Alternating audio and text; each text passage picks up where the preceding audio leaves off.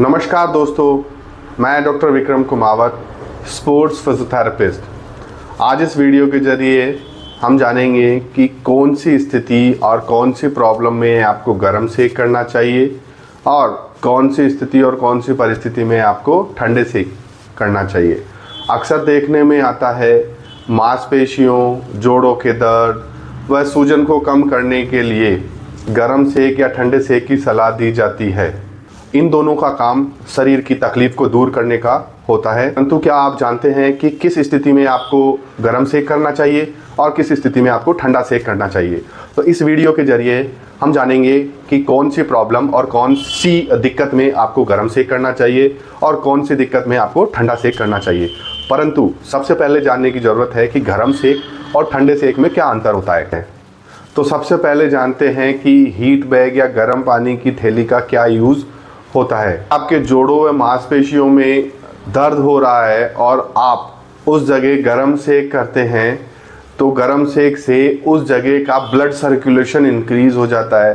Blood circulation increase हो जाएगा तो टिश्यूज़ जो पेन कर रहे हैं, जिनके पास में ब्लड लो मात्रा में जा रहा है, वो पर्याप्त मात्रा में जाएगा तो उस जगह के दर्द में व सूजन में आपको आराम मिलेगा, जिसके कारण उस जगह का दर्द, मांसपेशियों में जकड़न, मांसपेशियां नरम पड़ जाती हैं और साथ ही साथ मांसपेशियों और जोड़ों की स्टिफनेस भी ख़त्म हो जाती है। तो हीट भी दो टाइप की होती है, एक होती है ड्राई हीट, एक होती है मॉइस्ट हीट। ड्राई हीट में आप घर में या गाँव में देखा होगा कि कई लोग प्रेस से ईंट को गर्म करके या नमक की पोटली बना के उससे सेक करते हैं, जिससे उनको थोड़ा सा रिलीफ मिलता है। वो ड्राई हीट में आता है। जबकि मॉइस्ट हीट में आप हॉट वाटर बैग से सेक कर सकते हैं, स्टीम बाथ ले सकते हैं, उनसे आपको मॉइस्ट हीट मिलेगी और आपको दर्द में आराम मिलेगा।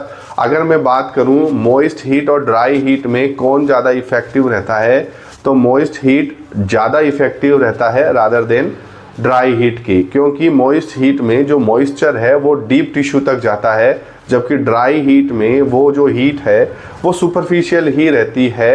अगर जैसे आप स्टीम बाथ लेते हैं तो वो जोड़ों में डीप तक जाएगी और डीप तक जाएगी तो आपके जोड़ों में जल्दी और ज़्यादा आराम आपको मिलेगा। इसलिए मॉइस्ट हीट ज़्यादा इफ़ेक्टिव रहती है ड्राई हीट के कंपैरिजन में। अब बात करें कोल्ड बैग की या कोल्ड थेरेपी की, तो उसमें क्या होता है कि जिस जगह आपको दर्द हो रहा है या सूजन हो रही है उस जगह का ब्लड सर्कुलेशन आप रिड्यूस करते हैं। अगर किसी जगह सूजन हो रही है और ब्लड सर्कुलेशन रिड्यूस हो गया, उस जगह ब्लड कम पहुंचेगा, जिसके कारण आपको दर्द में और सूजन में रिलीफ मिलेगा। नेक्स्ट टॉपिक आता है कि गर्म सिकाई कब और कैसे करनी चाहिए और ठंडी सिकाई कब और कैसे करनी चाहिए। तो अब बात करते हैं सबसे पहले ठंडी सिकाई आपको कब करनी चाहिए। ठंडी सिकाई आपको जब आपके चोट लग जाए, पैर ट्विस्ट हो जाए, जिसको अपन आम भाषा में एक्यूट इंजरी भी कहते हैं, अगर ऐसी परिस्थिति आपके साथ में हो रही है तो उस सिचुएशन में आपको ठंडा सेक करना चाहिए, नहीं कि गर्म सेक। अगर आप ऐसी स्थिति में ठंडा सेक करेंगे तो उस जगह की सर्कुलेशन को आप कम कर रहे हैं, सूजन जो आएगी उसको आप कम करेंगे और वहाँ आपको आराम मिलेगा। अगर मैं बात करूं कि अगर आपको ऐसी चोट लगे हुए 24 घंटे से 72 घंटे के बीच का अंतर ही हुआ है तो उस स्थिति में आप गर्म सेक का बिल्कुल यूज़ नहीं करेंगे और ठंडे सेक का ही ऐसी परिस्थिति में आपको यूज़ करना है।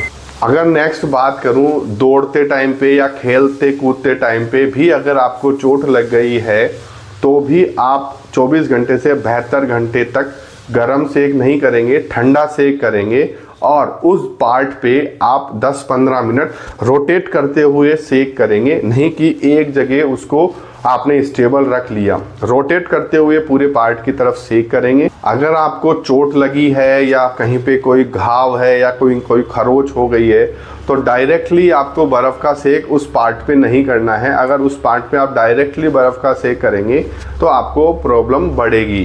परिस्थिति में आपको आइस का सेक घाव के सराउंडिंग एरिया में करना है, घाव वाले एरिया में नहीं करना है। और उसके लिए आप एक आइस क्यूब को पॉली बैग में लेके हल्का सा मैश करके किसी भी पतले कपड़े में लपेट के फिर उसके आसपास के एरिया को सेक कर सकते हैं। अगर आप एक्सरसाइजेस करते हैं और एक्सरसाइजेस करते टाइम पे भी अगर आपको सूजन हो रही है या दर्द हो गया है, तो ऐसी परिस्थिति में भी आपको ठंडा सेक ही करना चाहिए। अगर मैं बात करूं, जो मांसपेशियां हैं उनको हड्डी से जोड़ने के लिए एक टेंडन होता है। अगर उन टेंडन में भी जैसे टेंडनाइटिस अगर आपको हो रही है, तो ऐसी परिस्थिति में भी आपको बर्फ़ से सेक ही करना चाहिए। जैसे किसी को टेनिस एल्बो हो जाता है, गोल्फर्स एल्बो हो जाता है, ऐसी स्थिति में आपको बर्फ़ से सेक करना चाहिए। अब हम बात करते हैं कि गर्म सेक कब करना चाहिए और कौन सी स्थिति में गर्म सेक आपके लिए बेहद यूज़फुल रहेगा। अगर आपके जोड़ों में पुराना दर्द है, आर्थराइटिस जैसी कोई चीज़ आपको डेवलप हो रही है, तो ऐसी स्थिति में आपको गर्म सेक करना चाहिए। गर्म सेक में भी मॉइस्ट हीट या स्टीम थेरेपी आपको यूज़ करनी चाहिए।